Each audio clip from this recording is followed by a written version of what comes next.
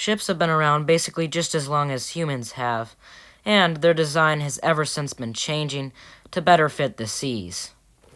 Of course, along the way, there's always weird designs for ships, but one of the weirdest has to go to the whaleback freighter.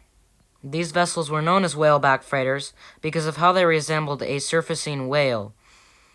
They were also nicknamed floating cigars because of the shape of their hull, and pig boats because of how the bow looked like a pig's snout. The whaleback freighters were invented by a longtime veteran on the Great Lakes, Captain Alexander McDougall. McDougall was born in 1845 in Scotland, and in 1854 his family moved to Canada near Collingwood, Ontario. At 16 years old, he became a deckhand for a Great Lakes vessel, and after climbing the ladder on numerous different ships throughout the years, he became captain of a large vessel at 21 years old. But after 21 years of sailing on the lakes, he gave it up after finishing his design for the whaleback freighter. McDougall decided to design a vessel after watching some barges under tow flounder in rough waters. Not to mention a brief shipbuilding experience in 1871 that also inspired him to design the vessel. In 1881, he had finished the design for the vessel and patented it.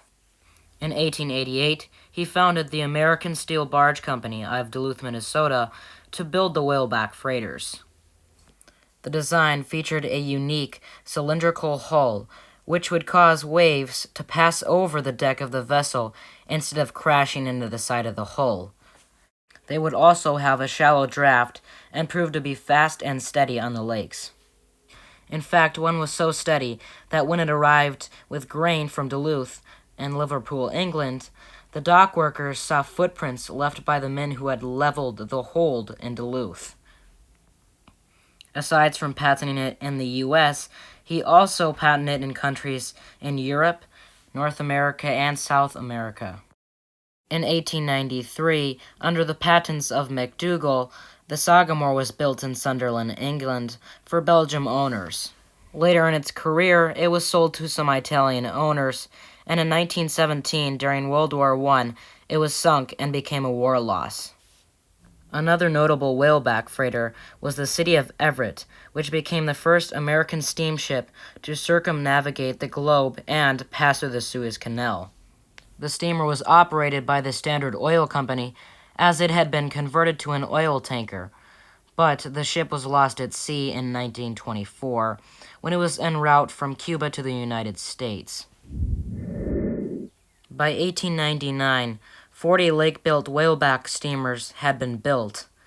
15 of them were freight steamers, 24 were freight barges, and 1 was a passenger vessel, named the Christopher Columbus.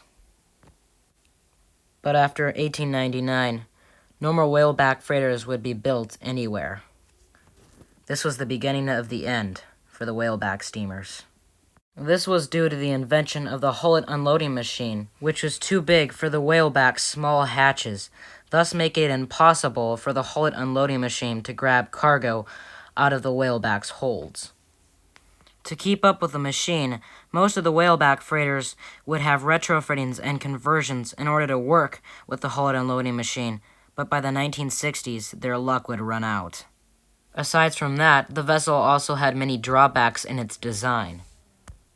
Due to the round shape of the vessel, only a narrow gangway was allowed for the deck, which caused there to be little room for the crew to work on the deck and meant that the hatches had to be kept small.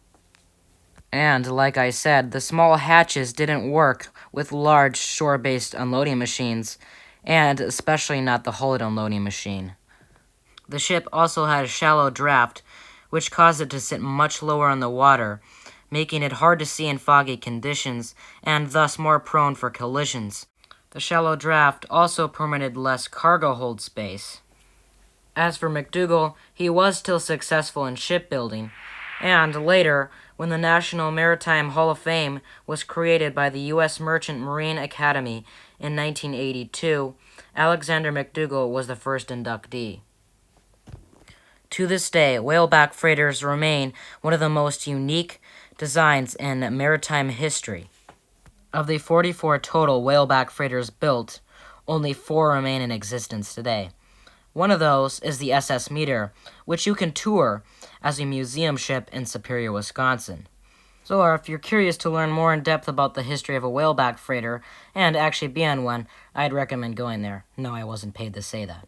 Anyway, subscribe to my channel. I'll see you in the next video, and bye.